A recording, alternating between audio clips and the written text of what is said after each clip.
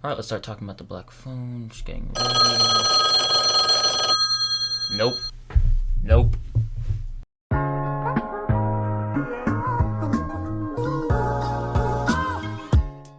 The Black Phone is one of my most anticipated movies of the year, and it stars Ethan Hawke as the Grabber. After being abducted by a child killer and locked in a soundproof basement, a 13-year-old boy starts receiving calls on a disconnected phone from the killer's previous victims. Now, like I mentioned, this was one of my most anticipated movies of the year. I love me a good horror thriller, and especially if it's going to have me on the edge of my seat, sign me up. Something about this little subgenre, especially Prisoners, one of my favorite movies of all time. If this movie was going to be anything like that, I was here day one. And luckily enough, I was right to be so excited for this one because this movie is excellent and one of the best horror thrillers that I might have seen in years. There's so many good parts about this movie, but I feel like the big thing to start off with is that it's so atmospheric. When you have horror thrillers, movies about people getting abducted, and like this really like chill-inducing kind of story, you really want the tone to be set right at the start. You want to feel on the edge of your seat throughout. And I really like what this movie did while setting up the movie. You know, it's set in the 70s, so we don't have things like cell phones, anything of technology, anything you would really have in 2022. And when talking about the 70s, awesome set design, soundtrack, you feel like you are in the 70s with these characters. You really feel like you're in that time period within the first couple minutes of the movie. And then when you're talking about the atmosphere, this movie is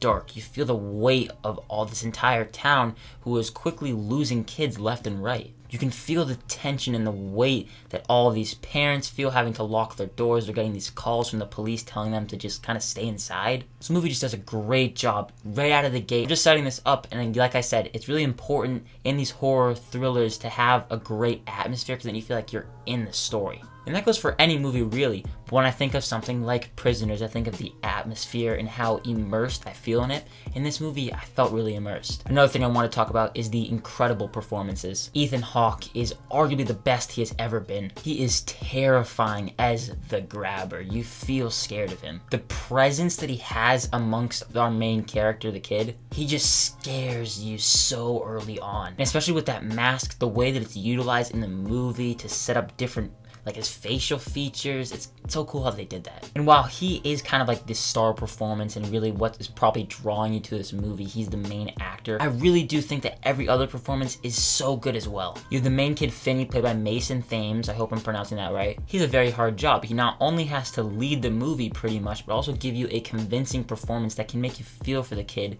and kind of put you in his shoes. There's one scene in particular where he kind of just breaking down, he doesn't know what to do, and just the emotion that he brings to the screen, it really worked. I'll talk more about his character in a second, but also Madeline McGraw, who is the sister of his character. Her name is Gwen. She not only brings a lot of funny moments to the movie, but her character is a very confident character. She's kind of spunky. I think she portrays that very well. She brings the fun scenes to the movie, like I mentioned, and there's that nice bond between the two characters. And that bond is really formed, without getting into spoilers though, by Jeremy Davies, who plays their dad. His performance as well was really good. But let's talk about the main kid, Finney. Oftentimes, and this is more from like a writing perspective, main kids or main characters even can be written to be stupid. Especially in horror movies, you just get annoyed because they're making a dumb decision. You're like, don't do that, right? And with his character, Scott Derrickson, and everyone who wrote the movie, they did a great job of writing him as not a stupid character. He makes some really smart decisions that pay off in the end. Every time you think he's gonna make a dumb decision, the movie is like, no, this is actually a smart character. He knows what he's doing. So it's little things like that, again, in horror movies especially, where you feel like the character isn't all too dumb or stupid, making stupid decisions. It almost subverts your expectations. And this movie is being very marketed as a horror movie. That's partially what it is. It's a horror thriller. But when it needs to give you the scares, the movie does. I found it to be quite terrifying, especially Ethan Hawke's performance, which I can't rave about enough. But you have those jump scares, and half of them I did see coming, but there are other times I did not see coming. I kind of jumped out of my seat. Like if you're looking for a scary movie, going back to how I was talking about the atmosphere, you're gonna have it in this movie. I feel like horror movie fans will be satisfied with the experience that the movie gives you, especially seeing this in a theater with a pretty packed crowd. It was really cool to see everyone's reactions, like a bunch of jump scare scenes. This is one of those movies that is great for a summer night. Go to see it at like a later showing and kind of just get scared. So in the horror aspect of it all, I feel like it delivered. A couple more things before I talk about some negatives. The sound design too is something else that I noticed. They utilize some really cool techniques. Just how the phone rings and like little things like that that'll like get you on the edge of your seat. I obviously don't really know what it's like to do sound for a movie, but they do a couple of really cool things that I feel like paid off in the end. Especially when the kid is on the phone with these other kids. What's cool is that you can see the kids talking, the kids that are on the phone. It's like they're in the room with him,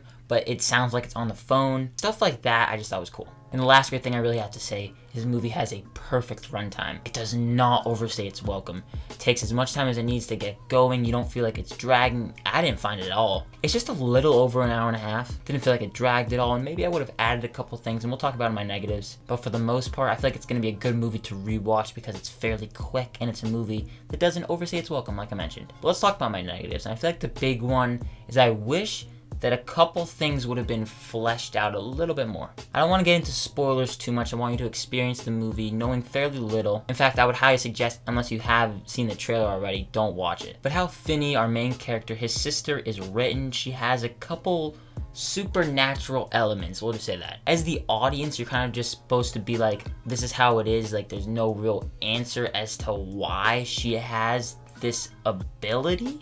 She's no superhero, don't get it confused. I'm trying really hard not to get into specifics, but how she interacts with a specific plot point in the movie, I feel like could have been expanded on a little bit more. Maybe that's just me getting a little nitpicky, but I wish we had maybe a little more answers. It's not one of those situations where it's kind of left up to interpretation, but this is an example of it actually did need more explanation. And I think the one other thing is I might have preferred a little bit more to Ethan Hawke's character. I think it would have been cool to kind of expand on his backstory, maybe see why he is kidnapping these kids. Because in the movie it's kind of just, oh, he does this.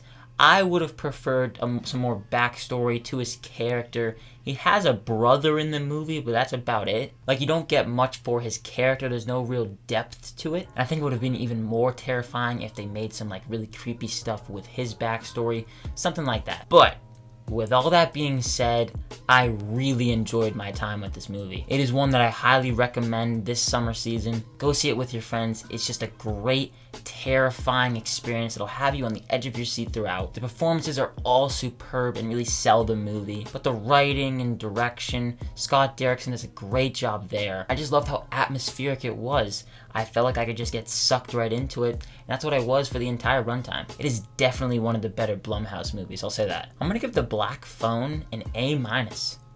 I'm pretty surprised as to how high I'm grading this one. Like, I quite honestly loved it, and I would love to hear your thoughts down below in the comments section. Are you looking forward to this movie? And if you have seen it, let me know what you thought of it. But thank you so much for watching this review, and if you did enjoy it, consider giving it a like as well as subscribing and hitting that notification bell to get notified whenever new videos like this go live. Look forward to a bunch more videos coming very soon. My name is Ben, people call me Meter, and I'll see you guys in the next one.